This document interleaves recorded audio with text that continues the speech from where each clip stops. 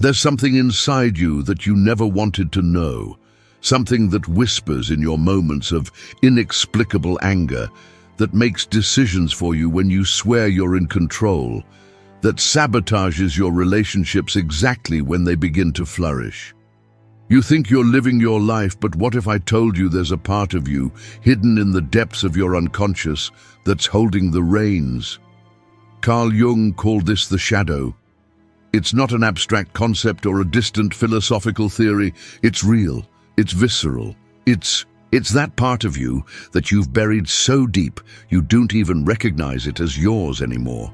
It's the impulses you deny, the desires you judge, the emotions you suffocate because you believe they make you a bad person. But here's the truth nobody tells you. The more you ignore your shadow, the more power you give it. It doesn't disappear. It doesn't dissolve. It just becomes stronger, more cunning, and finds increasingly subtle ways to control your life. Think about the moments when you reacted completely disproportionately to a trivial situation. That time you exploded at someone you love over something insignificant. That irrational jealousy that took over you. That compulsive need to prove your worth to people who don't even matter. These aren't character flaws. They're messages from your shadow, screaming to be recognized, and you've been ignoring these screams for far too long. The shadow forms in childhood, in those first moments when you learn what's acceptable and what's not. When your parents told you to stop crying, you didn't just learn to control your tears, you learned that sadness is weakness. When they scolded you for expressing anger, you didn't just calm down. You decided that anger makes you a bad person.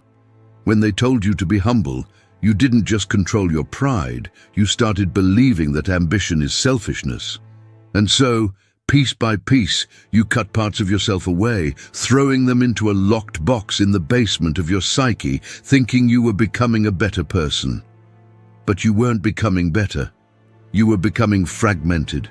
Society taught you that there's an acceptable version of you, and everything that doesn't fit that version needs to be suppressed.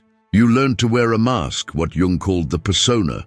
This mask is necessary, don't get me wrong. It allows you to function in the world, interact socially, maintain a job, relationships.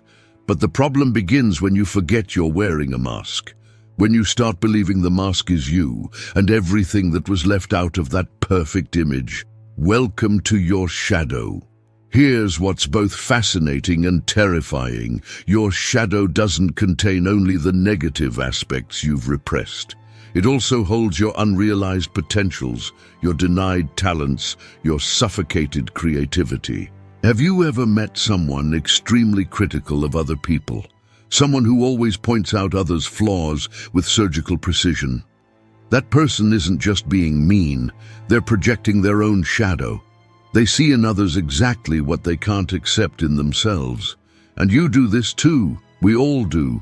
When you feel an intense and immediate aversion to someone without logical reason, ask yourself, what is this person mirroring in me that I refuse to see?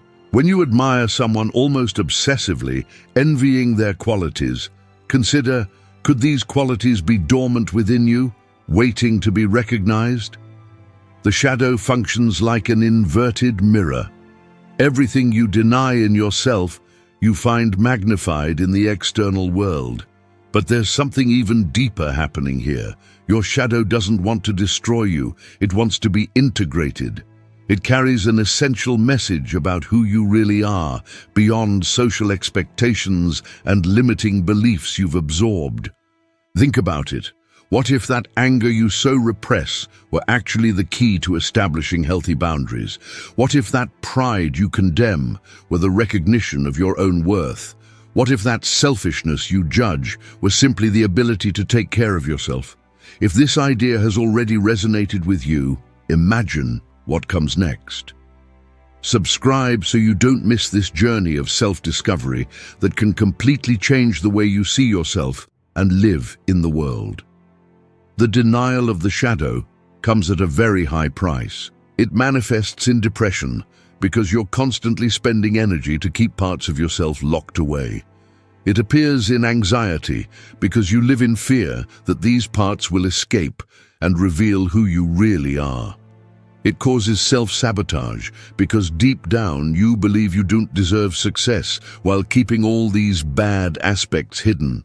It destroys relationships because you attract people who represent your unintegrated shadow, forcing you to confront exactly what you avoid.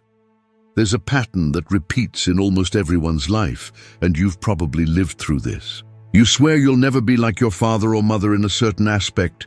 You build your entire identity in opposition to it, and then, one day, you catch yourself doing or saying exactly what you swore you'd never do. This isn't coincidence. This isn't fate. It's the shadow. What you resist most strongly is exactly what you eventually become. Jung had a perfect phrase for this. What you resist persists, and what you don't confront dominates you. So how do you begin working with your shadow? The first step is brutal in its simplicity. Recognize that it exists. Stop pretending you're entirely the person you present to the world. You're not just your virtues, you're not just your successes, you're not just the edited version of yourself that you show on Instagram or at family gatherings. You're complex, contradictory, multidimensional, and that's not a weakness, that's being human. The second step is to observe your emotional triggers. When something or someone completely throws you off, pay attention. Don't justify. Don't rationalize, just observe. Ask yourself, why does this affect me so much? What old wound is this touching? What part of me am I seeing reflected in this situation? Your triggers are maps. They show you exactly where your shadow is hiding. The third step is to have honest conversations with yourself. This means sitting in silence and asking difficult questions. What do I judge in other people? Which characteristics do I most despise? Now, turn the mirror around. Do these characteristics exist in me in some way? Not in the same obvious way, perhaps, but in subtle, disguised, denied versions. If you're completely intolerant of lazy people, could you be carrying a part of yourself that wants to rest, relax, stop demanding so much from yourself? If you despise arrogant people, could you have a part that wants to be seen, recognized, valued? Here's something few people tell you about shadow work. It's not comfortable. There's no light version of this. Looking at your own demons, recognizing your internal contradictions, admitting your darkest impulses. This takes courage, but there's a fundamental difference between recognizing these impulses and acting on them. You can recognize you have the capacity for cruelty without being a cruel person. You can admit you have envy without becoming an envious person. Recognition isn't the same as identification. You're just saying, yes, this is also part of me, and that's okay. Jung believed that shadow integration was essential for the process of individuation, which is basically the path of becoming who you really are. Not who your parents wanted you to be, not who society expects you to be, but who you are in your totality, with all your lights and shadows. And here's the most beautiful paradox. When you finally accept your shadow, it loses power over you. What you bring to light can no longer control you in the dark. But there's an even deeper secret that few know. Your shadow doesn't only contain the aspects you've repressed, it also holds your most precious gifts. Think of someone extremely creative, but who was raised in a family that only valued practical and stable professions. That creativity went to the shadow. It manifests in distorted ways, as constant restlessness, as the feeling that something is missing in life, as envy of people who pursued artistic careers. That person's shadow isn't trying to torture them. It's trying to say, hey, you have a gift here that needs to be expressed. Or think of someone naturally assertive and direct, but who grew up being punished for talking too much or being aggressive. That assertiveness went to the shadow. It appears as chronic passivity, as difficulty saying no, as relationships where the person constantly feels disrespected. The shadow isn't the enemy. It's the part of you that's saying, I'm still here, and you need me to live fully. Shadow integration doesn't transform you into a perfect person, it transforms you into a whole person. And whole people are much more interesting, authentic, and powerful than perfect people. Whole people can have genuine relationships because they're not hiding half of themselves. Whole people can make aligned decisions because they know all their impulses and can choose consciously. Whole people have access to all their vital energy, not just the acceptable part of it. There's a Zen story about a monk who achieved enlightenment. When his students asked what had changed, he replied, "Before enlightenment, I chopped wood and carried water. After enlightenment, I chop wood and carry water." The difference wasn't in the external actions. It was in the total presence, the complete acceptance of everything he was. He was no longer fighting against parts of himself. He simply was. You don't need to meditate in a cave for 20 years to begin this process. Start small. Next time you catch yourself harshly judging someone, pause, breathe, ask, "What is this person showing me about myself?" Next time you feel an intense and inappropriate emotion, don't suppress it immediately. Sit with it for a moment. Ask, "What are you trying to tell me?" Next time you notice a repetitive pattern in your life, a type of situation that always happens, investigate, which unintegrated part of me is creating this? The journey of shadow integration is the most important journey you can take, because it's the journey back to yourself, to wholeness, to authenticity. And when you finally look into the eyes of what you most feared in yourself and say, "I see you, I accept you, you're also part of me," something magical happens.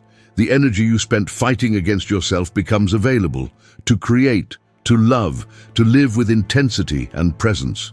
Your shadow has always been there, waiting, not to destroy you, but to complete you.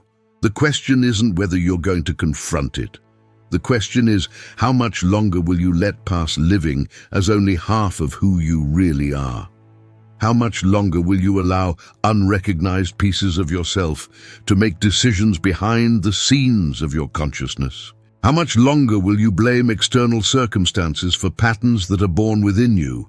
Real freedom doesn't come from being perfect. It comes from being whole. From looking at every dark corner of your psyche and saying, "You're also mine. You also belong to me, and I don't need to be afraid of you anymore." When you do this, when you finally integrate what was fragmented, you don't become another person. You become, for the first time, completely you. If this message touched something deep in you, if you recognized your own journey in these words, leave a like on this video. Share it with someone who needs to hear this, and subscribe to the channel, because this is just the surface of a much deeper transformation we can explore together. The path to knowing your shadow is the path to knowing yourself, and there's no journey more important than that.